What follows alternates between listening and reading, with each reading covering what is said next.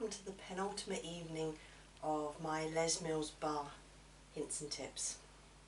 So we've got quite a few moves that we're going to cover this evening, all of which have French names. So hopefully we're going to clear up a little bit more confusion around what some of those French words that you hear during a barre class mean. We're going to look at the Tendu, the Glissé, the Battement, the Glissade, the Échappé and the Changement. So starting from the top, the Tendu. Now the Tendu is quite simply a slide of the leg. So you would slide the leg out in a given direction, keeping the ball of the foot in contact with the floor. So you're just straightening out the leg and pointing the toe, lifting the heel as you slide. So this is a Tendu. I'm just pressing out through the ball of my foot as I extend my leg to the side and then sliding the foot back in. Now the Tendu can be performed in three directions. We can do a Tendu devant, or to the front. We can do a Tendu à la seconde, to the side. Or we can do a Tendu derrière, to the rear. Now that's the one that's generally the easiest to remember, derrière, especially if, like me, you had a misspent youth and watched far too many carry-on films. Because every time I say that word, my brain just screams bum at me. So remember, derrière, bum, behind, backwards. You can do that with both legs, obviously. We can go devant, à la seconde, derrière. So that is the Tendu. The Glissé is essentially the same move, but right at the end of it you add a little flick of the toes just to lift them off of the floor.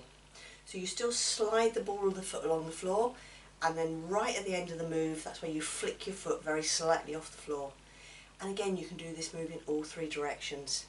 So you can glissé devant, glissé à la seconde, glissé derrière. So slide and flick, slide and flick, slide and flick. You can then progress your glissé further, and you can take your glissé to a Battement. And again, this works in all three directions. Battement, grand just means big. So essentially it's the same move, but bigger. Or in other words, you lift your leg higher. Now how high you lift your legs is going to depend entirely on your hip flexibility. But the important things to remember is nice straight legs as you lift, point the toes, and most importantly, especially in your à la seconde, is to keep your turnout, because having that turnout is going to help protect your hips as you flick your foot off the floor. So the Battement, we go devant, we go à la seconde, we go derrière. Now the derrière would normally be a little bit higher than that. Unfortunately I got a cat scratching post in the way. Let me shuffle forward a little bit.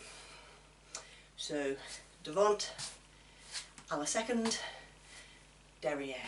Now notice my body stays square as I do the move, and it's just the leg lifting, and you keep that turn out on the toes. So that's the Tendu, the Glissé and the Battement. They're all related. They're essentially just a progression of the same move to three levels. Now you can progress your glissé in a different way. You can progress it to a glissade. And glissade essentially just means to glide. Now this would normally be done in à la seconde, so I'm just going to shuffle sideways so I've got a bit of movement room. And I'm going to do it in slow motion first, just so you can actually see the move. So you start exactly the same. You Tendu à la seconde with one leg. But when you get to the full extension, this time rather than pulling the leg back in, you shift the weight to the other foot and then you slide the other leg in. So you slide out to your Tendu, you shift the weight and you slide the other leg in. So it's a bit like you do half the Tendu with each leg. Now I was doing that quite slowly there just so you could see the move. You'd normally do it a little bit faster than that. You'd slide and return, slide and return. You keep your knees soft at the end of the move.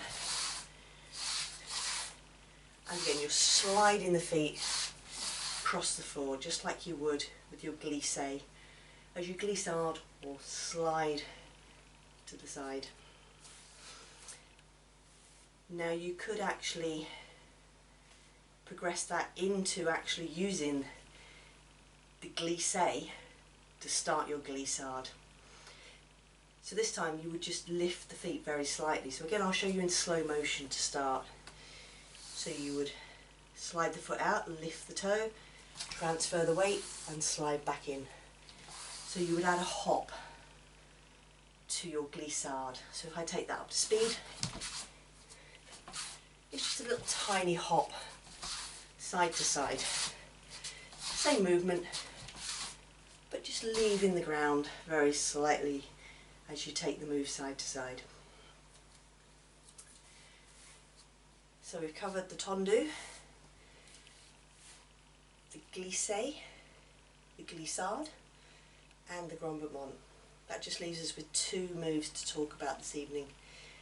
And the next one I'm going to talk about is the Échappé. Now the Échappé is essentially doing a Tendu with both feet at the same time. That's the easiest way to describe it.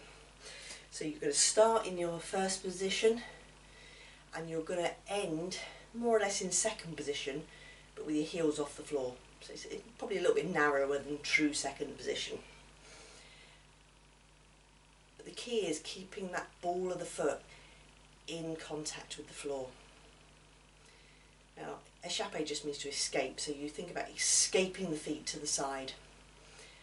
So you slide out, you slide in, slide out, slide in. Now notice I'm actually softening my knees as I bring my feet back in.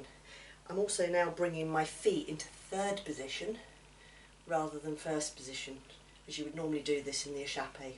So you'd slide out, slide in, and notice each time I land, I'm bringing the opposite heel into third position. Now it's quite a difficult move to master. In all honesty, it was the move that I found the most difficult to learn when I first started teaching barre. And if you need to, add a tiny little hop to the move. It's not going to matter at first. Just give you a chance to get used to the motion, used to the out and in, out and in. And then as you progress, as you get more used to the move, then you can focus on keeping the ball of the foot down, so you're sliding through the foot rather than adding the little hop. And once you've absolutely nailed your échappé, you remember I said I was bringing the opposite heel in each time.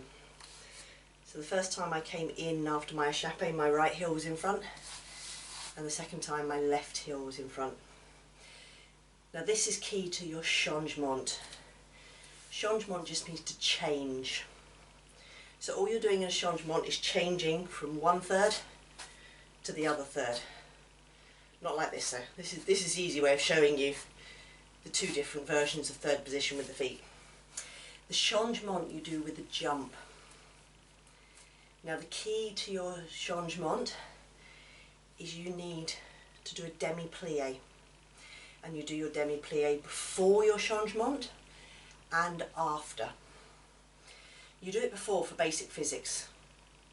To go up, you first need to go down, so you can load the power into the legs to get the lift for your jump.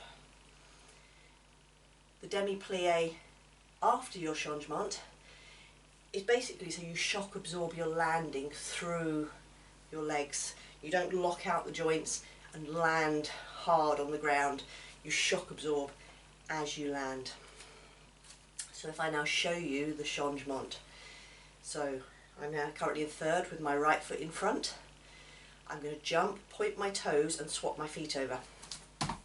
Like so.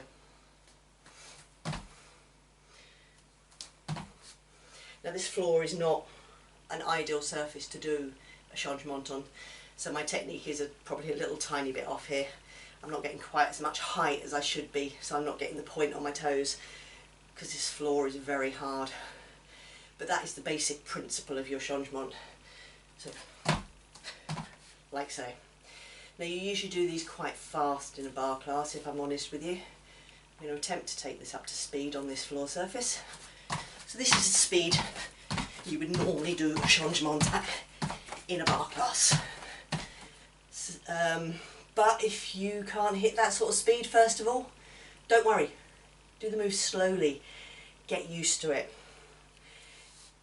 And if it's not right for you, if it's too much impact for you, then go back to your échappé. Remember, slide and slide, slide and slide. So you're still switching the feet over, you're just taking the jump out. Basically, you just work to the level that is right for you, and each time you progress one level of the move or perfect one level of the move, you can then make the decision, if it's right for you, to start moving on to the next level of the move. So there we go, there was quite a lot to go through this evening. Tomorrow evening we're going to look at jumps and turns.